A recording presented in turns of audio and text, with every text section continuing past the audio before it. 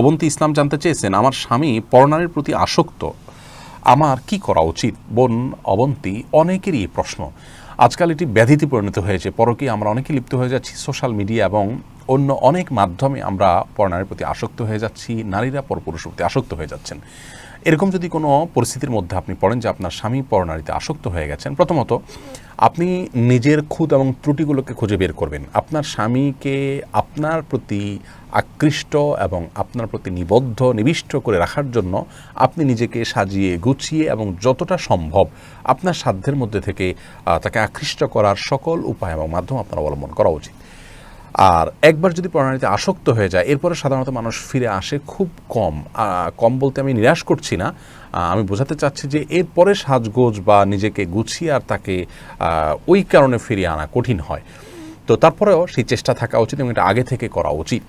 আর পরিস্থিতির মুখোমুখি হওয়ার পরও করা যেতে পারে, এটি হলো প্রথম করণীয়। দ্বিতীয় করণীয় হলো তাকে বোঝানো উচিত যে এই কাজটির মাধ্যমে তিনি তার আখিরাতকে ধ্বংস করছেন, তার ঈমান আমলকে ধ্বংস করছেন, এমনকি তার দুনিয়ার জীবনকে তিনি ধ্বংসের দিকে নিয়ে যাচ্ছেন। এটি তাকে বোঝানো উচিত। নিজে অন্যের মাধ্যমে, বিভিন্ন স্কলারদের মাধ্যমে, যাদের মাধ্যমে তাকে বোঝালে তিনি বুঝবেন বা যাদের প্রভাব তার উপরে আছে, সেরকম ব্যক্তিদের মাধ্যমে তাকে কাউন্সেলিং করানো উচিত এবং সেটার জন্য কৌশলী পদক্ষেপ নেওয়া যেতে পারে। তৃতীয়ত আল্লাহ তাআলার কাছে দোয়া করা উচিত, কায়মনোবাক্যে দোয়া করা উচিত এবং যার প্রতি তিনি আসক্ত, কৌশলে তার মাধ্যমেও তাকে আপনার এই পথ থেকে ফিরিয়ে আনার চেষ্টা করা যেতে পারে। সর্বশেষ এবং 4 নম্বর কথা হলো, যদি কোনো কারণে তাকে আপনি সংশোধন করতে না পারেন, আপনার কোনো গুনাহ হবে না। তার সাথে সংসার করতে, জীবনযাপন করতে আপনাকে শরীয়ত কোনো প্রকার বাধা দেয়নি, যার কারণে আপনি তার সাথে স্বাভাবিক জীবনযাপন করতে পারেন। আমি জানি এটা অনেক কষ্টের কারণ, কিন্তু এরপরেও তার অপরাধ তাকে পাবে, আপনাকে পাবে না। সেই জায়গা থেকে আপনি অন্তত এই দিক থেকে আপনি নিশ্চিন্ত থাকতে পারেন। আর আল্লাহ রাব্বুল আলামিন অনেক নেককার মানুষদের জীবনে অনেক খারাপ মানুষ দিয়েছেন।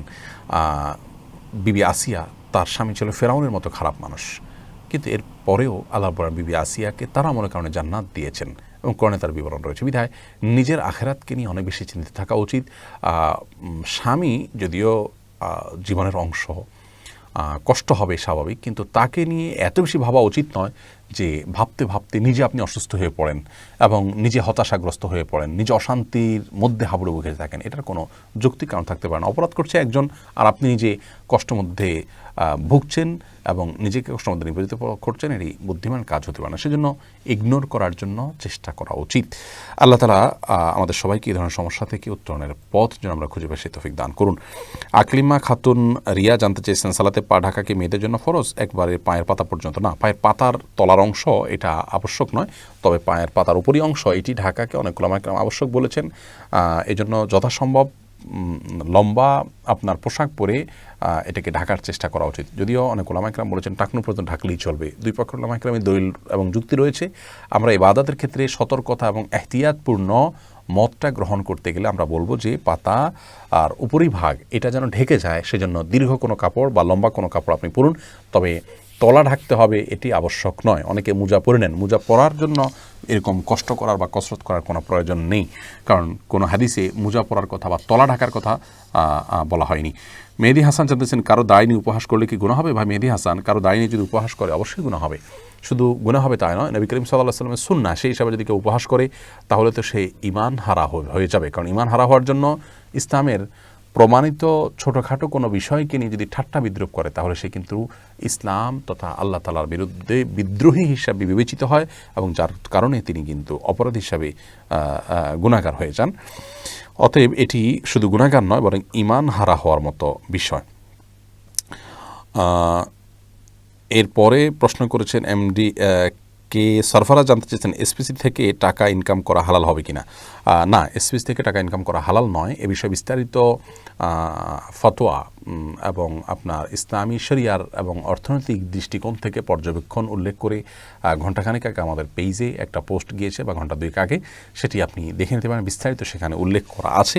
আমরা এসপিসি কর্তৃপক্ষের সাথে আমাদের প্রতিনিধিরা বসেছেন, আমার পক্ষ থেকে একজন, এবং আইএফএ কনসালটেন্সি ইসলামী অর্থনীতি এবং ফিনান্স স্পেশালিস্টরা বসেছেন। বসে তাদের কাছ থেকে বিস্তারিত তথ্য উপাত্ত নিয়ে আমরা একটু আগে লিখিত একটি বিষয় প্রকাশ করেছি এবং ইসলামী অর্থনীতি এবং ফিনান্স বিশেষজ্ঞ ওলামায়ে কেরামগণ সেখানে তাদের মতামত ব্যক্ত করেছেন। সেটাকে সামনে রাখলে আমরা দেখি এসপিসি থেকে উপার্জন করা জায়েজ নয়। এগুলো নিছক প্রতারণা এবং ফাঁদ। মানুষ লোভে পড়ে শুরু করে, একটা পর্যায়ে এগুলো হাওয়া হয়ে যায় এবং হাওয়া হয়ে যেতে বাধ্য হয়।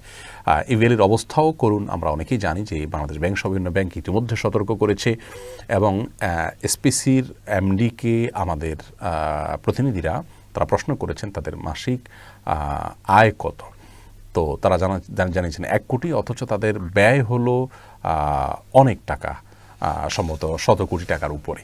তো এই ঘাটতিটা তারা কীভাবে পোষাবেন? এগুলো মুখরোচক এবং লোভে পড়ে আমাদের মানে সব ধ্বংস, দুনিয়া এবং আখিরাত সব ধ্বংস হওয়ার মাধ্যম। আমরা সেজন্য এখান থেকে সতর্ক করছি আল্লাহর জন্য।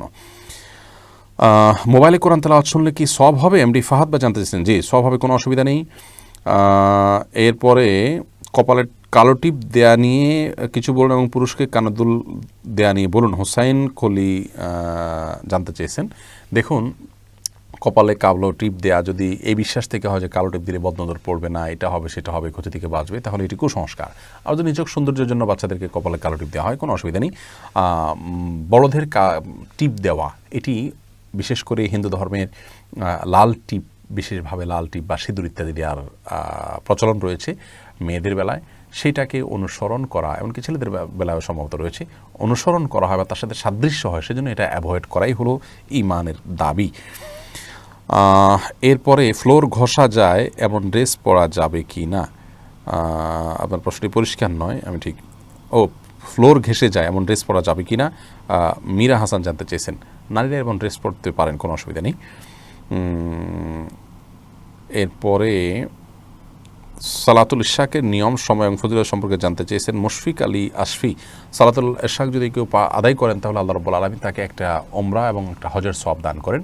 বিশেষ করে যদি ফজর নামাজের পরে কেউ নিজ জায়গায় বসে থাকেন এবং সূর্য ওঠার 15-20 মিনিট পরে 2 রাকাত নামাজ আদায় করেন, যে কোনো সূরা দিয়ে পাঠ করতে পারেন, মিনিমাম 2 রাকাত, কোনো আমাকাম 4 রাকাতের কথা বলেন। তো এই ফজিলতের কথা তিরমিজিতে যেটি বর্ণিত হয়েছে, একটা হজ একটা ওমরা সওয়াব, এটা পাওয়ার জন্য ফজরের পর নিজ জায়গায় বসে থেকে সূর্য ওঠার 15-20 মিনিট পরে 2 রাকাত নামাজ পড়াই যথেষ্ট। এর মাধ্যমে এই সওয়াব ইনশাআল্লাহ অর্জিত হবে। আরও অনেক ফজিলত সালাতুল ইশাকের ব্যাপারে হাদিসে বর্ণিত হয়েছে। এরপরে গরুর পেশাব পোশাকে লাগলে নামাজ পড়া যাবে কি না মোহাম্মদ রিপন জানতে চেয়েছেন। গরুর পেশাব যদি কাপড়ে লাগে তাহলে সেটি নাপাক হয়ে যাবে এবং ওই কাপড় পরে নামাজ পড়া যাবে না, এটি হলো বিশুদ্ধতর মত। যদিও সৌদি আরবের ওলামায়ে কেরাম এবং অনেক আলেমগণ বর্তমান যুগে, বিশেষ করে মিডল ইস্টের ওলামায়ে কেরামদের অনেকেই মনে করেন যে গরুর পেশাব ইত্যাদি বা হালাল যে সমস্ত পশুর গোশত খাওয়া, সেগুলোর পেশাবকে তারা পাক মনে করেন। তার দৃষ্টিকোণ থেকে এটি লাগলেও আপনার নাপাক হবে না। যদি কেউ মাথায় কলব বা কালি করে তাহলে তার নাপাক থাকবে কি না আপনি রাকিবুল জানতে চেয়েছেন।